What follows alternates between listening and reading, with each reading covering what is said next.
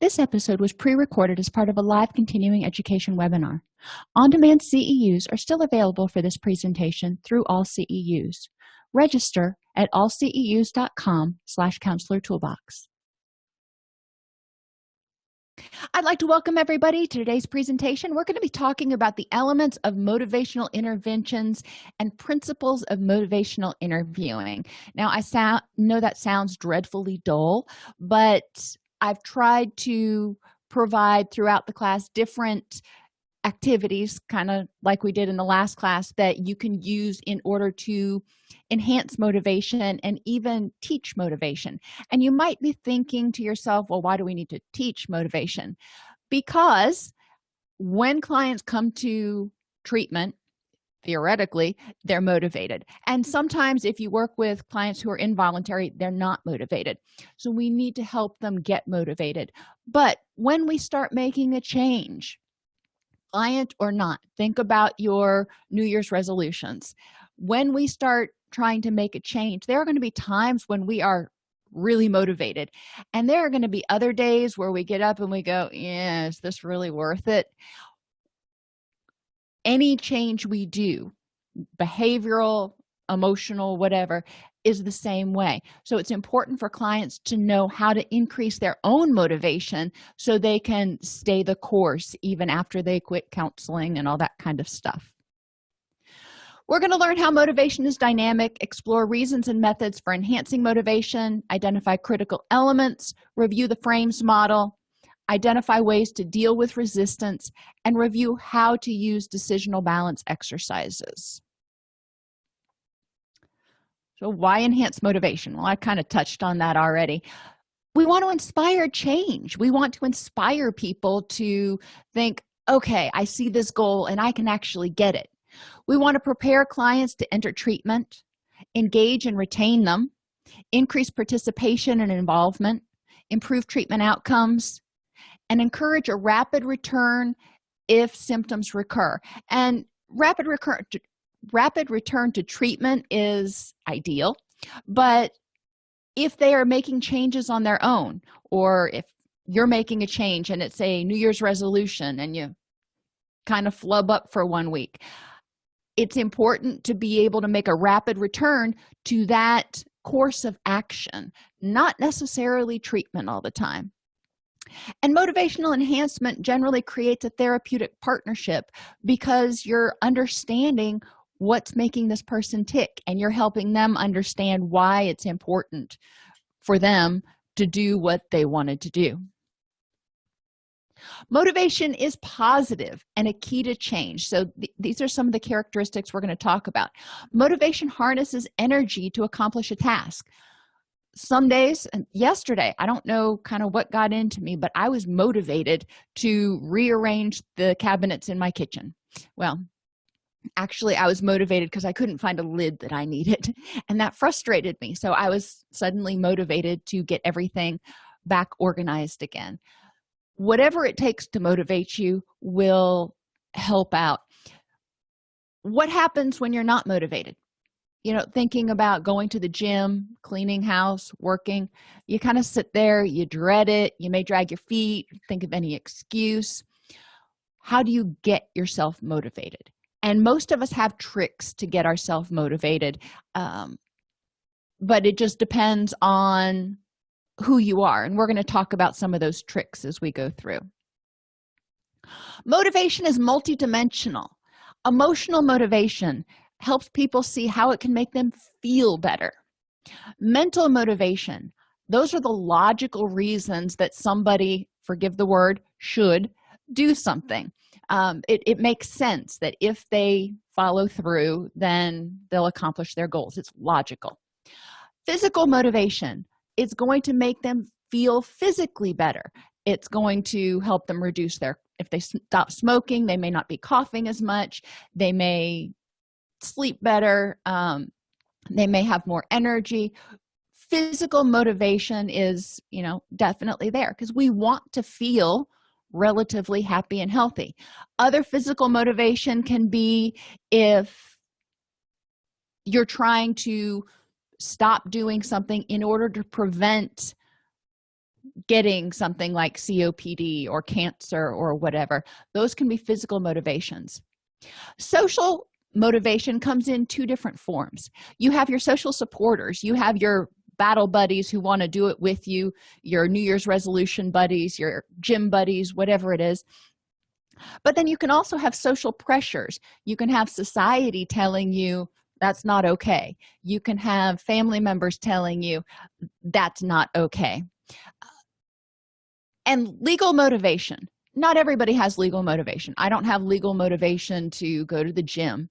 But sometimes we can look at it and we can go, what are the legal motivations for you? And remember, legal is not always criminal. Sometimes it is criminal. They don't want to go back to jail. Sometimes it's child custody. Sometimes it is divorce proceedings, what have you. So there can be legal ramifications. And financial motivation. How can this help me be more financially secure, stable, whatever? Those are questions you want clients to ask themselves. Now, there's 6 identified motivations, which takes us to our cube activity. On a large box, the first activity, get a large box. And most of us, because we use Amazon a lot, have large boxes. If you don't, go to a grocery store, go to Walmart, go to somewhere and ask them when they typically are stocking their shelves, and you can generally get a large box. You don't have to pay money for them. And on each face of the box, you're going to identify reasons for not changing. You know, what are the emotional reasons for not changing? And you're probably thinking to yourself, well, what? Why would we do that? Because that is one of the most overlooked reasons that motivation fails. We look at all the reasons why we should want to change, but we forget all of the benefits of the current behavior. Going to the gym, for example, what's a reason, whether depending on where you want to put it, emotional or physical, that I wouldn't want to change? Well, because my couch is really comfy and I'm tired after a long day of work, so I don't have the energy to go. Okay, well, that is one ding in motivation. So you would go through, and all 6 faces, each face is a different dimension of motivation, and you would write all the reasons that people don't want to make a particular change. If you are in a depression recovery group, have your group identify one change that they need to make, you know, that's pretty ubiquitous. If you're in substance abuse recovery, it's easy to start out with stopping using and talk about all the reasons they may not want to do that.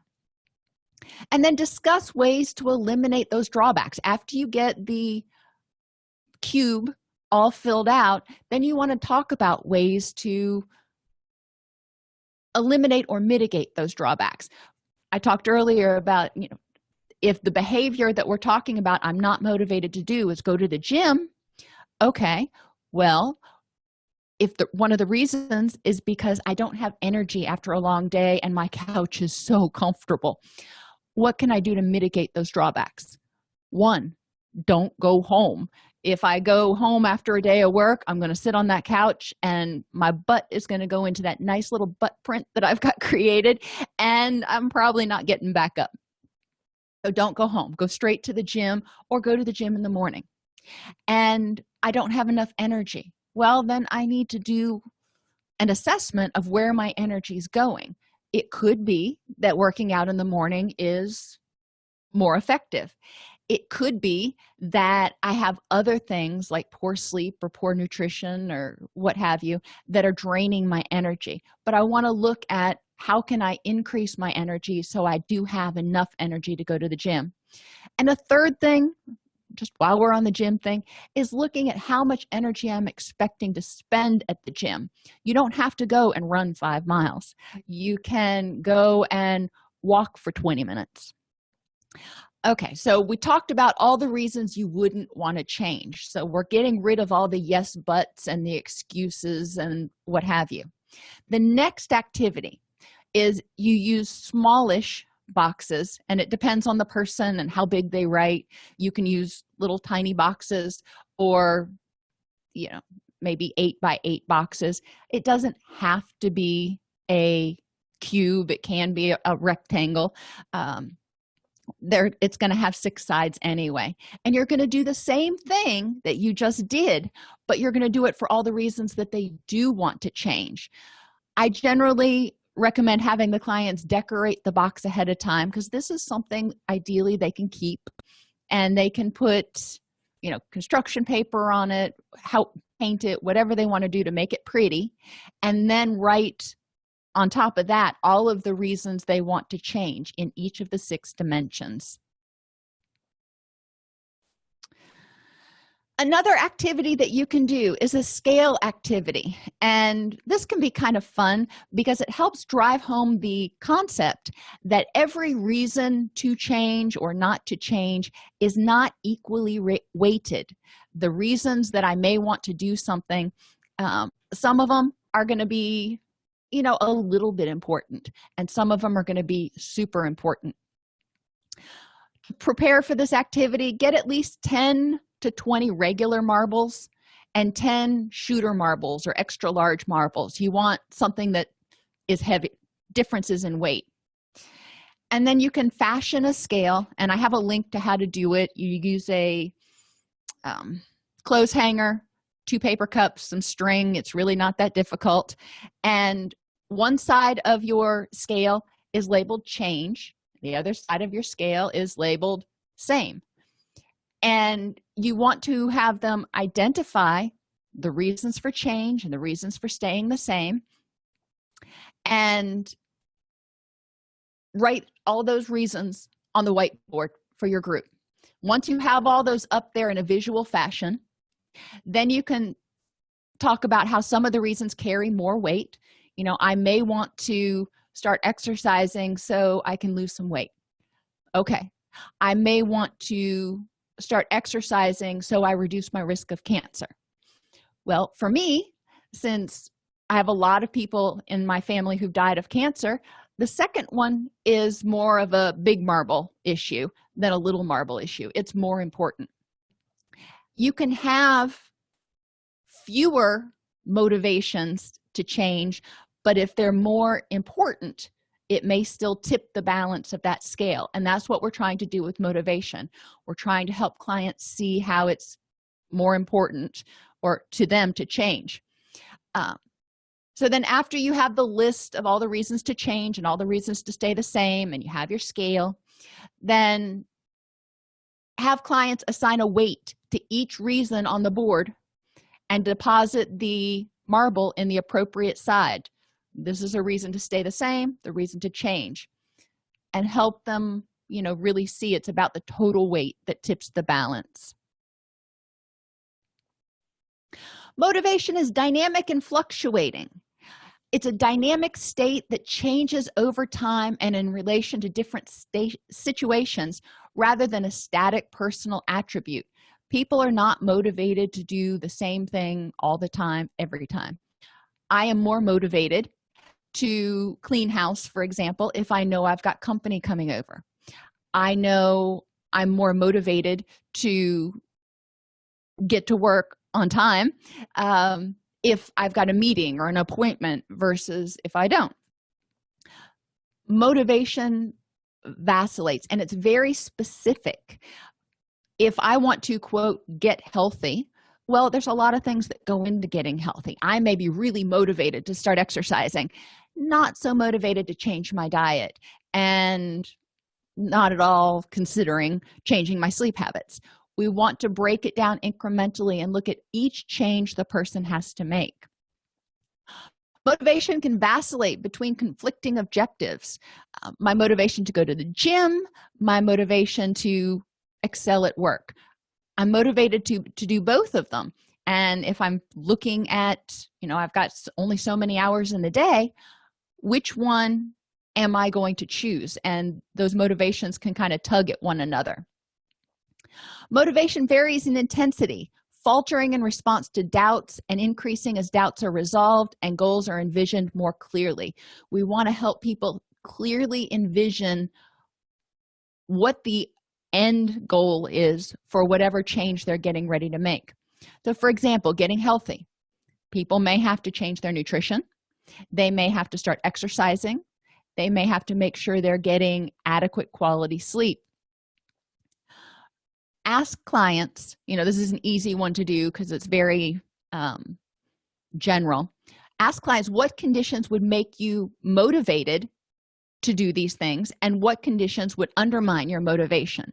So for nutrition, for example, most days a person may be really motivated to do them, but then they go out to dinner with friends and they're not as motivated to stay on their nutritional plan because so much of the food smells good and there's lots of fried food and what have you. Encouraging them to understand that motivation can fluctuate even on a daily or hourly basis, and be cognizant of things that could undermine their motivation. To help them envision these goals, we want to help them set SMART goals. Remember, specific, measurable, achievable, relevant, and time limited. You can have clients start out right on the whiteboard. This is not one of those super fun activities. Get healthy to reduce my risk of cancer, for example. Okay, is that specific? Not really. Get healthy. How do we define that? What does healthy look like? Measurable? I don't know where I'm starting at yet. Achievable? Maybe. Relevant? Yes, getting healthy can reduce your risk of cancer. And time limited? No, there's no time on here. So we want to take that statement and rewrite it in a way that is smarter, if you will. So specific. I will start exercising at least 140 minutes per week in order to reduce my risk of cancer beginning tomorrow. That meets all of those goals. You can measure how many minutes a person exercised.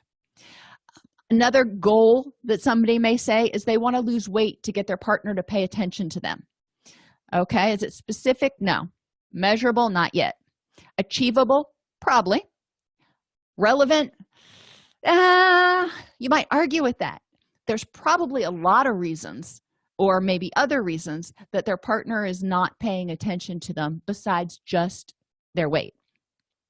So expecting that if they lose weight that all of a sudden all their relationship problems are going to go away is not a good thing. We don't want to set people up, because then when they start losing weight and that doesn't happen, then they're going to lose all of their motivation.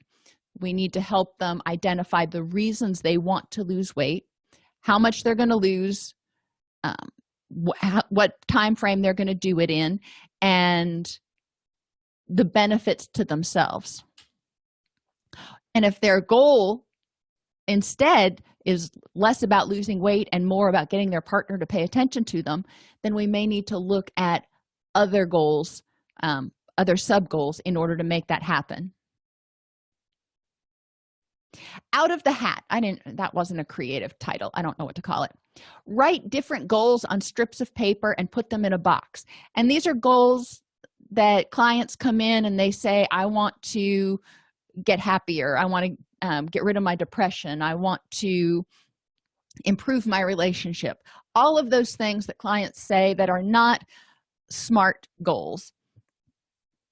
And then have clients draw a strip out of the hat and restate the goal in specific, measurable, achievable, relevant, and time-limited terms. So if the strip says lose weight, okay, the client might say, I want to lose 10 pounds in 2 months so I'm more comfortable in my clothes. When we wear clothes that are too tight, it's just not happy. That's why I love all these pull-on clothes right now, but I digress. If the strip says, I don't want to be depressed anymore, okay, that's a good goal, but let's state it in smarter terms. I want to increase my overall happiness to a rating of 4 out of 5 at least 5 days per week in the next 8 weeks. It's really helpful to teach clients how to use Likert scales, because there's a lot of emotional stuff that we can't quantify. It's not, you can't weigh it, you can't measure it that way, but they can use a Likert scale, encouraging them to get used to using those Likert scales, and make sure to anchor your Likert scales. 1 to 5, it's really hard to know what a 3 might be. They want to make sure to use language and or pictures to define 1 to 5. So 1 would be depressed, 2 would be flat, you could say anhedonic, but that probably doesn't mean anything to clients. 3 would be content, 4 would be happy, and 5 would be deliriously happy or something. But make it so it's very clear which one, so the client's not going, well, I don't know if I'm a 2 or a 3. Make it clear for them. Another strip might say, I want to improve my relationship. Well, that's a great goal. However, let's make it smarter. I want to reduce arguments with my partner to less than 2 per week and spend at least 1 day per week together doing something enjoyable. Those are things that we can measure. We can say, yes, it got done, or no, it didn't. Another characteristic of motivation is that it's modifiable, hence what we've been talking about. And it's modifiable by social media, and social influences are when the Sports Illustrated swimsuit calendar used to come out. That would be the talk of everybody back in the day. I don't know if it's still as prominent now. And that would be an influence, unfortunately, on people to want to start losing weight. When it comes down to spring break time, there are more social influences and a lot of body shaming and stuff, whole different class. But there can be social reasons that people decide to make a change.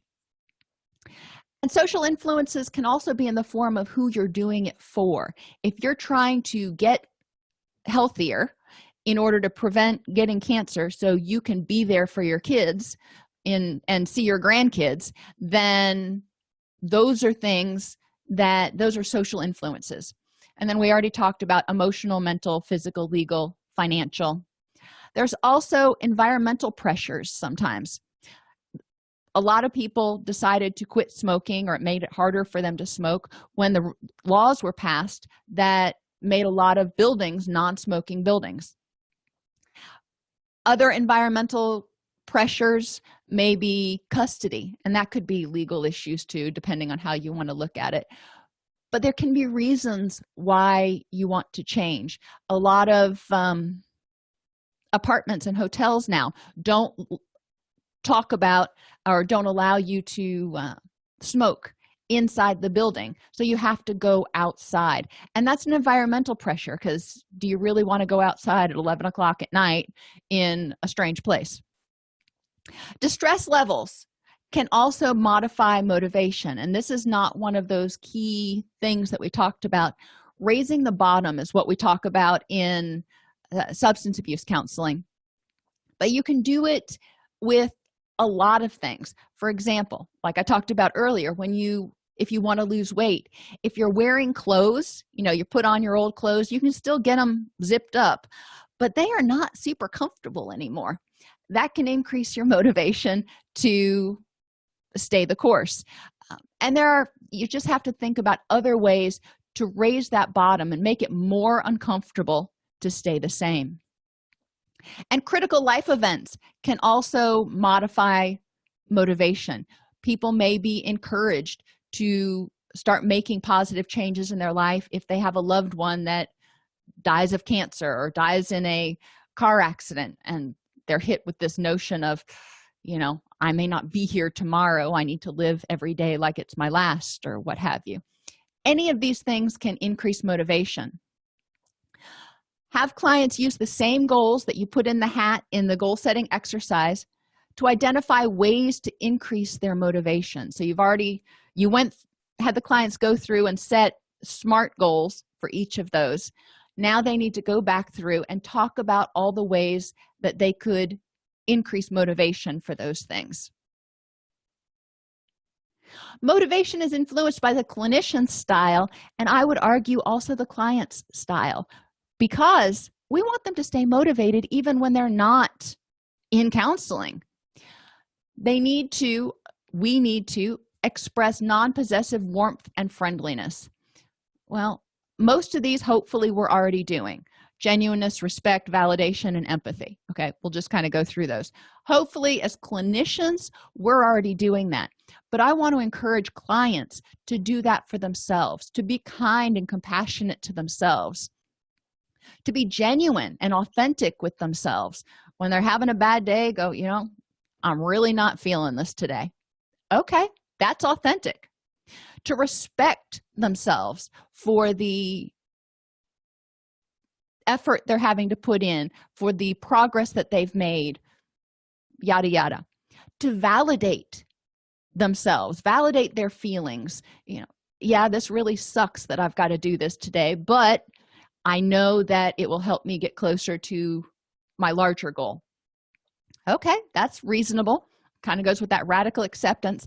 And being empathetic with themselves, making sure that they are focusing on the successes as well as the challenges. Too often we, as humans, focus on the things we did wrong or the mistakes we made instead of all of the days that went well. And finally, motivation is purposeful and intentional.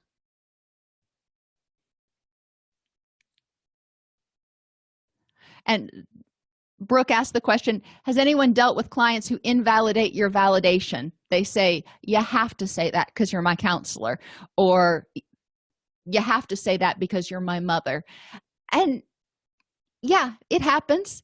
And it's important for clients to also look at, okay, I said it, but who else might also say it?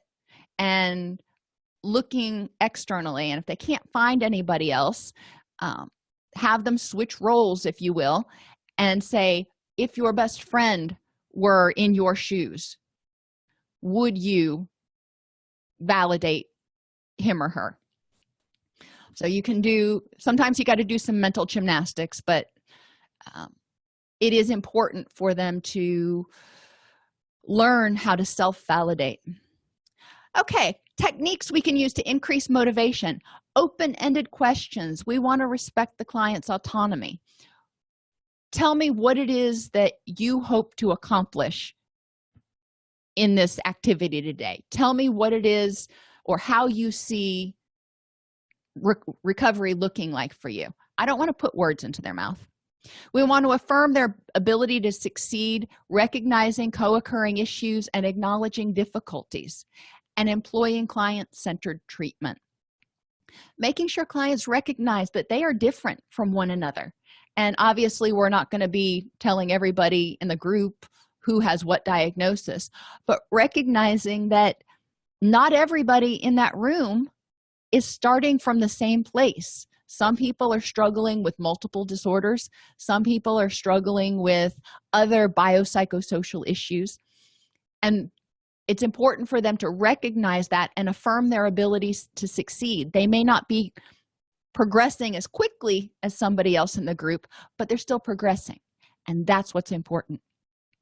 We want to use reflective listening, using empathy more than authority and validating the client's experience. And regularly summarize, focusing on client strengths, successes, and personal power. So you can do the CRAVE check-in. I developed this when I was working in substance abuse, but it's a way to have clients do a check-in when they come into group that encourages them to use the OARS technique on themselves, so to speak. Start with compassion. I am human, I am here is basically kind of where I want them to be. And have them report how the week went, acknowledge difficulties, any challenges they faced, validate how frustrating that must have been or how disappointed they are or whatever it is. Encourage them to validate that that's an okay feeling, and encourage group members to validate one another. And then have the client explain how they use their strengths and personal power to create successes, even if that success is just being here to try again tomorrow. I want them to identify their successes, and that helps them see that it's not a total failure. Critical elements of motivation. Change is war, if you want to go with that. Willingness, ability, and readiness. So willingness involves the importance of a person places on changing and how much change is wanted or desired. Have you worked with clients that have played the yes but game with you? You ask them to do something or you make a suggestion, and every time you make a suggestion you get a yeah, I could do that, but. Well, okay, yes but tells me that there's some resistance. There is a reason why what I'm suggesting is not motivating. It is not as rewarding as the alternative. So instead of me just continually suggesting and getting shot down, let's switch it and have people start coming up with their own suggestions, which is where we start talking about using more Socratic interventions. However, you can do the yes but activity. Write a goal on the board that is common to most of the clients, and have people think of as many yes buts for getting started on that goal as possible. And you can start with something that's very benign, like cleaning the house. When you're finished, discuss ways to deal with those objections so they can increase their motivation. Ability refers to the extent to which the person has the necessary skills, resources, and confidence to carry out a change. Again, going back to those goals, review the SMART goals that you already created and discuss what skills and resources a person might need to accomplish the goal and how to acquire those. So getting healthy, that sounds easy. You know, I start eating right and exercising and I'll get healthy. But all of those are very vague. What does it mean to eat right? What does that look like? A lot of people don't have that knowledge. Only about 12% of people in the United States have a average or have an acceptable, as the CDC defines it, level of health literacy. 12% of people. So that means 88% are not health literate. That's kind of scary. It's important for them to be able to look at goals and go, yeah, I'm not sure how to do that. Where do I get that information? And readiness represents a final step in which the person decides to change a particular behavior. If you go through the Prochaska stages of change, pre-contemplation is when the person says, I ain't got a problem. Contemplation, okay, maybe this is a little more of a problem than I thought it was, but I've got it. Preparation is when the person starts to get ready to change, and they're preparing to make that change. They've realized they need to get some resources and start doing something differently, maybe looking for a counselor, figuring out how they're going to pay for it, whatever. And then action, and that is when they're in this stage and they're ready to actually make a change. 5 principles of motivational interviewing, and we've really kind of covered these already, but I'm going to sum them up. We want to express empathy through reflective listening. Develop discrepancy between the client's goals or values and their current behavior. Avoid argument and direct confrontation. When a client is being, quote, resistant, again, that means whatever you're suggesting is threatening in some way or not rewarding in some way. So let's just avoid that argument and confrontation and be more curious. Adjust to client resistance rather than opposing it directly, and support self-efficacy and optimism. We can do a lot of this using the frames approach, decisional balance exercises, drawing those discrepancies, using flexible pacing, and making sure we have personal contact with clients in treatment. Now, the frames approach we're going to talk about in a minute. Decisional balance exercises are what we've really already been talking about. There is that balance that they need to figure out, and they need to tip the scales so it's more worth their time to make the change than it is to stay the same. We want to help clients develop discrepancy between their goals and actions. You tell me you want to get healthier, but you are sitting in here eating,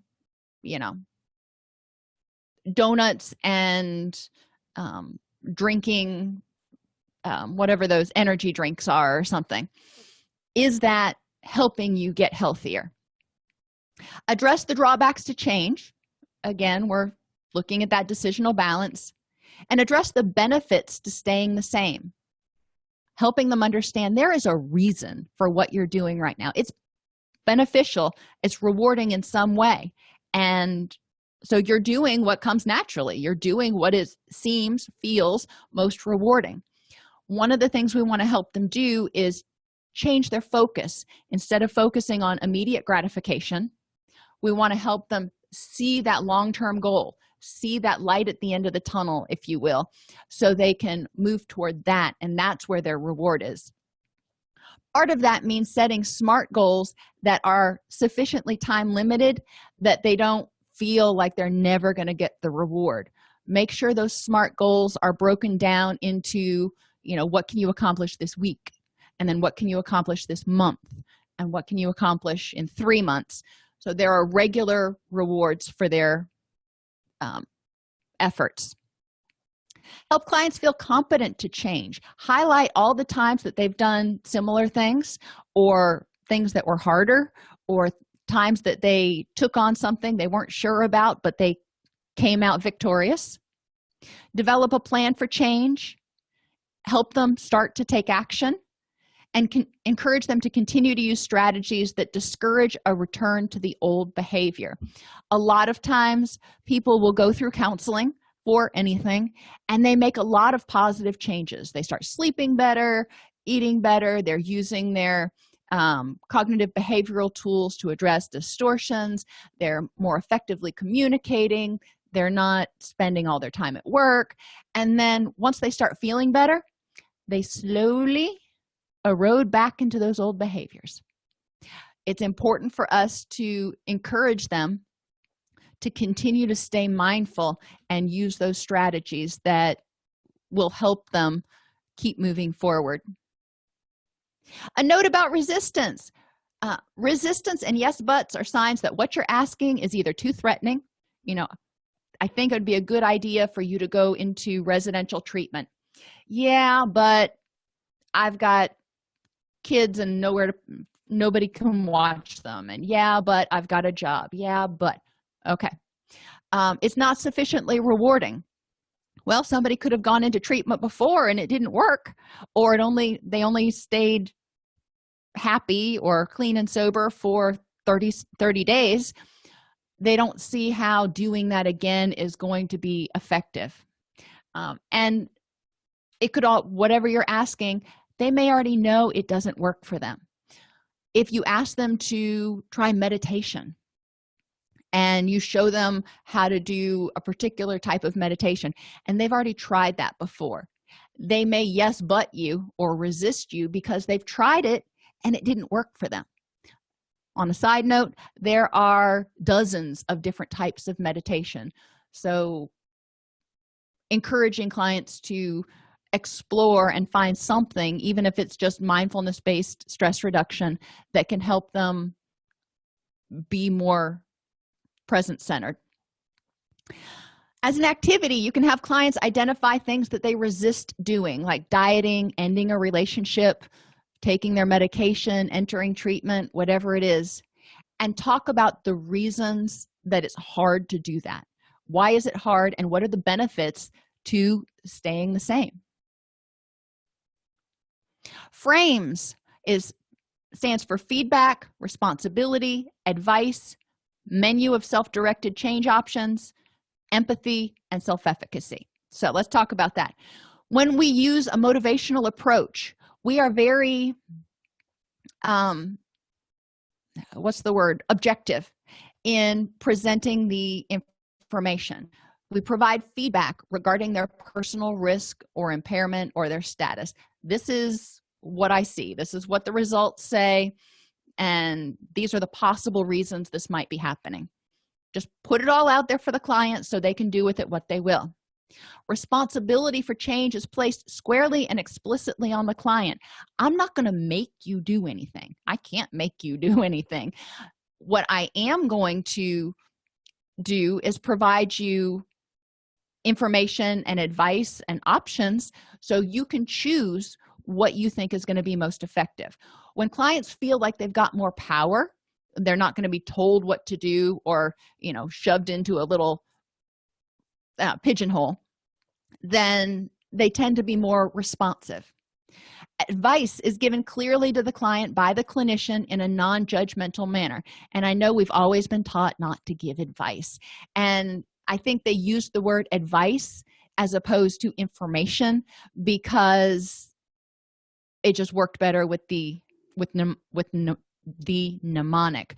However, you're giving the client information about what the options are, and you can potentially, as long as you own it, say, I think the best course of action would be this, that, or the other.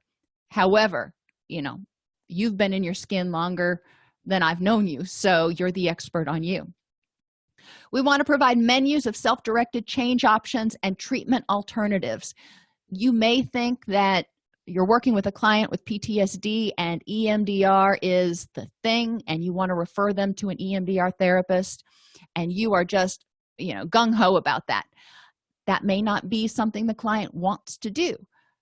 Providing them different options. These are all the different ways that we know work with treating PTSD.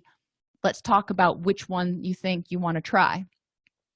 Use empathy and engender self-efficacy to encourage change. Help them see, even if they've failed at changing the same thing before, this time's different because every time you failed before, you'll learn something.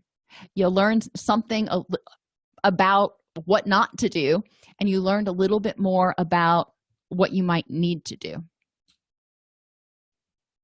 Feedback should help the client understand the information, interpret it. You don't want to just hand them a whole bunch of the SASE and the MBTI and whatever else and go, okay, here's all the information. Good luck. Help them interpret it. Help them gain a new perspective about the personal impact of their behavior, how what they're doing is counter to their goals. Feedback should help them consider changing. It should help kind of open their eyes to the fact that this is a problem, and in order to achieve their goals, they need to make a change. And help them recognize a discrepancy or gap between future goals and current behavior. For responsibility, we want to give individuals the responsibility and opportunity to decide when and whether they will change their behavior. Unless you're working in a situation where clients are involuntary, and I've been there before, then generally clients have the option of whether they're going to pursue treatment or not. I worked as the liaison for felony probation and parole as my first job out of graduate school. And those clients went through an assessment, but essentially it was a dog and pony show because they were required, regardless of the assessment, to attend between 10 and 16 weeks of counseling. Well, they didn't want to go. What kinds of options could I give them? And what kinds of changes was it incumbent upon me to encourage them to make? Well, one of the things with responsibility and the frames approach is coming to a mutually agreeable or a win-win situation. For those clients, they didn't want to be there. They didn't want to be in counseling, but they had to be. They wanted to get off probation. So instead of beating them over the head with, using drugs is bad, we started looking at, let's talk in this group about changes that you might want to make. As long as you're being forced to be here, pick my brain. Let me help you figure out how to start making some positive changes so you're happier at work or happier in your relationships, and any questions you have, and we can talk about how to stay clean and sober so you can get off probation, because that was basically the crux of it. They couldn't test positive while they were on probation. So finding those win-win situations, helping the client envision how certain behaviors or certain activities will help them achieve their goals, and putting the responsibility on them. They still didn't have to come to group. It was up to them, but most of them did. Encourage clients to choose their treatment and be responsible for changing, and don't impose views or goals on clients. Would I like them to get clean and sober forever and always? Sure, I would love that, but that's not for me to say. For me to say was, I need you to stay clean and sober for the duration of your probation. Once you're off papers, what you do is what you do. And that was refreshing for a lot of them, because they had gone through the same process before in many cases, and they just heard that you've got to be clean and sober forever and ever, and that was overwhelming to them. So hearing you've got to be clean and sober for the next 18 months or however long they were on probation was less intimidating. They're like, okay, I can do that. And if they couldn't, then it started to highlight the fact that they may have more of a problem than they thought, but it gave them the control over the situation. When clients are free to choose whether they change, they feel less need to resist or dismiss the clinician's ideas. They feel empowered and more invested in treatment, and may be more willing to negotiate common treatment goals with the clinician. Again, most of these people were not interested in stopping using. That was not something that they envisioned. Okay. One of the treatment goals they had to have was to stop using. So we negotiated that common treatment goal with the understanding that you need to do this during the period that you're on probation. And, I would usually throw in there, if you can stay clean and sober after that, great. It'll save you a lot of money. But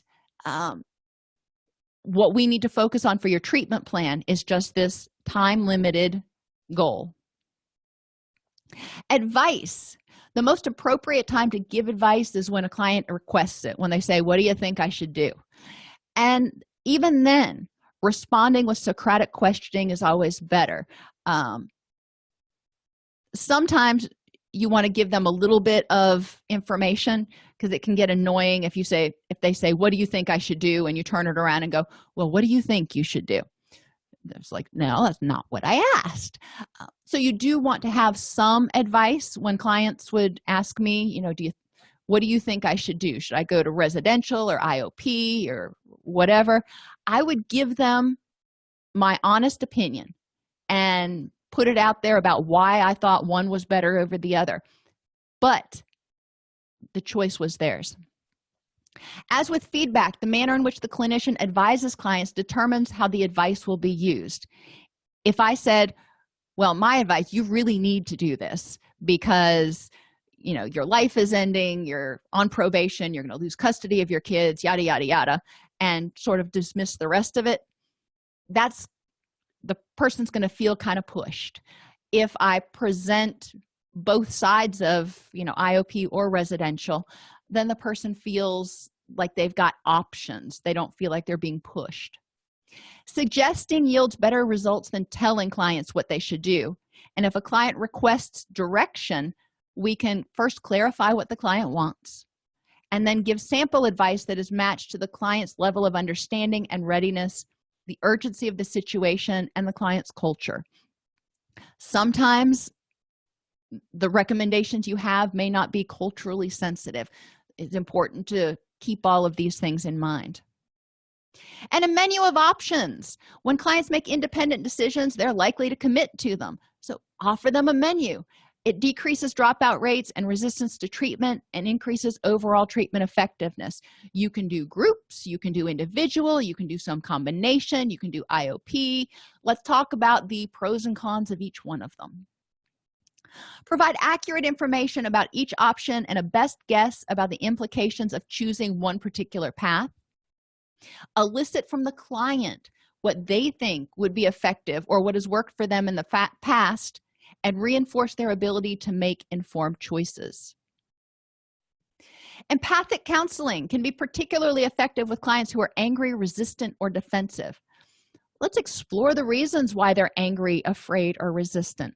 A lot of times they've probably been in this same position before, and they've felt condescended to, they felt judged, they felt pushed, they felt forced to do things.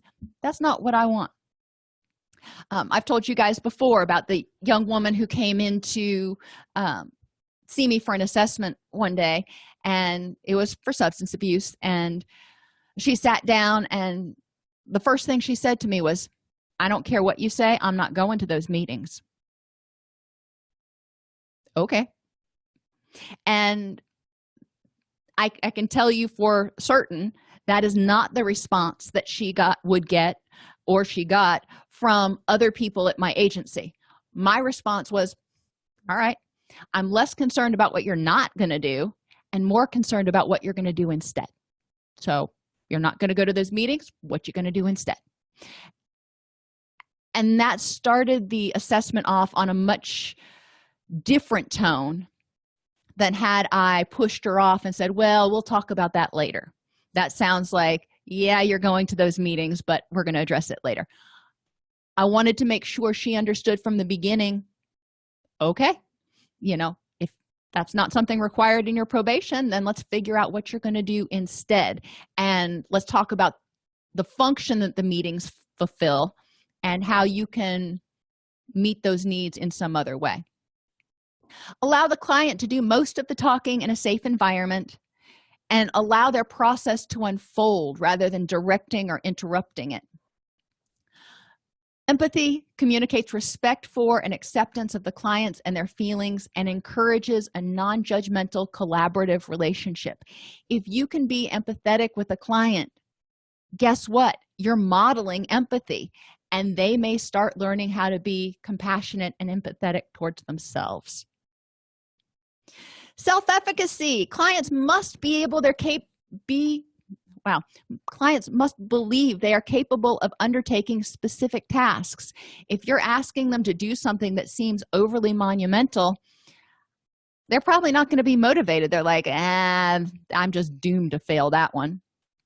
And they need to have the skills and confidence in order to change. We can help them do this by reinforcing their beliefs in their capacities and capabilities. We need to believe in their capacity for change, because people are pretty perceptive generally, and if you don't believe they can change, then they're not going to believe they can change. We want to help them identify how they've coped successfully with problems in the past and build on those successes. So when you were depressed last year and you worked on it and then you got your depressive symptoms into remission, what did you do? And what did you do differently? What worked and what didn't? Reinforce small steps and positive changes. Foster hope and optimism, reminding them, and this is one of the best places that journals and logs can be super helpful, because they can see incremental progress if they look back over their logs, or they may not feel it if just in day-to-day living. Sometimes you look back and you're like, oh, wow, I actually have come pretty far. We want to reframe past failures as partial successes, and use questions beginning with, what else? What else can we do to ensure your success? What else can I do to assist you? The failure activity. Failure is virtually inevitable sometimes. It happens. And whenever we step outside of our comfort zone, we risk failure. Start out by having people look up quotes about failure, and there's a lot of them out there. And then you can have them each, or as a group, create what I call a failure flag. On each stripe, write a sentence that gives meaning to failure. So I failed, or failure means to me that I took a risk. Failure means to me that I grew as a person. Failure means that I learned what not to do next time. Failure means I got outside my comfort zone, etc. And this can be a really empowering thing for people to have around so they can keep looking back on it. Flexible pacing means meeting the client at their levels and using as much time as necessary with the essential tasks at each stage of change. Like I said, each person in your group has different things working for and against them. Some clients will progress really quickly. Other clients may kind of creep along at a snail's pace, and some will even go backwards a little bit. That's okay. We need to pace it at a way that makes sense for them based on their unique strengths and challenges. And finally, personal contact. And I really like this activity. Letters or telephone calls are really important, especially from us. Hey, you missed your appointment, yada yada. That's important. But you can also encourage clients by having them do activities. Have them write letters to themselves, and it works better with snail mail because everybody likes to get something in the mail, and email just feels so impersonal. But that's me. Maybe younger people feel differently. But have them write letters to themselves to remind them to reflect on how far they've come, to reflect on what they've learned from themselves or each other, to encourage them to keep going, to remind them of all the reasons they wanted to make the change, and to congratulate them on their progress. So have them create these letters ahead of time and then periodically send them out. This can be done as a group activity where group members write letters to one another saying, wow, you've come so far, yada yada, or I've learned so much from you, this is what I've learned, whatever.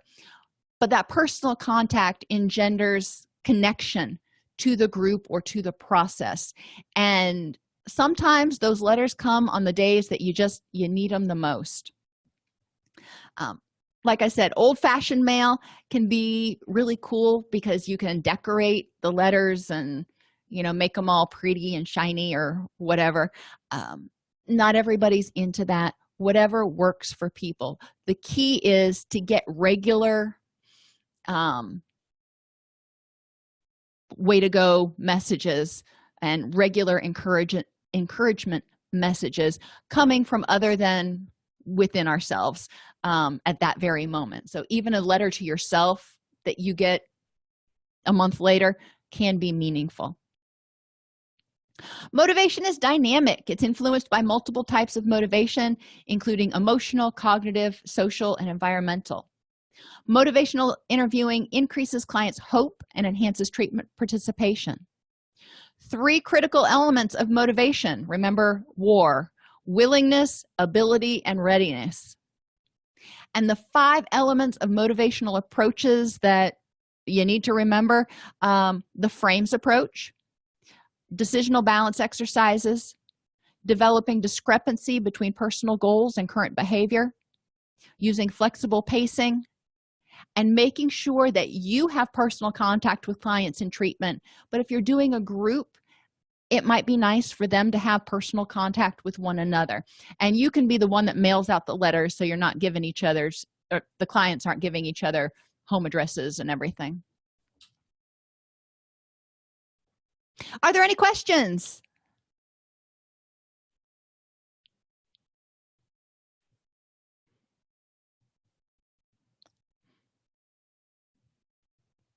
Motivational interviewing exercises are a little bit more challenging to figure out how to do than some other activities. But one of the reasons that I like doing groups on it is to reinforce in clients, to help them learn how to set those SMART goals and develop the resources they need and learn how to encourage themselves and one another. Thank you, Kay. Alrighty, everybody, have an absolutely fabulous weekend. I plan on planting my fall garden, so I am super excited to get down in the dirt, and I will see you on Tuesday.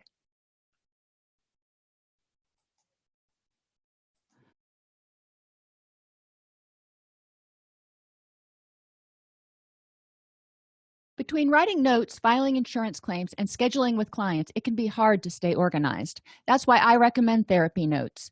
Their easy-to-use platform lets you manage your practice securely and efficiently. Visit therapynotes.com to get 2 free months of Therapy Notes by just using the promo code CEU when you sign up for a free trial at therapynotes.com.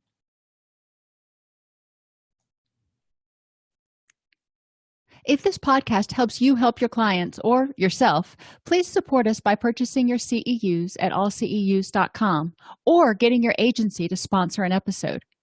A direct link to the on-demand CEUs for this podcast is at allceus.com/podcast CEUs. That's allceus.com/podcast CEUs.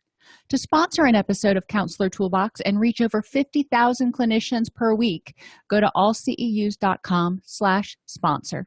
Thank you.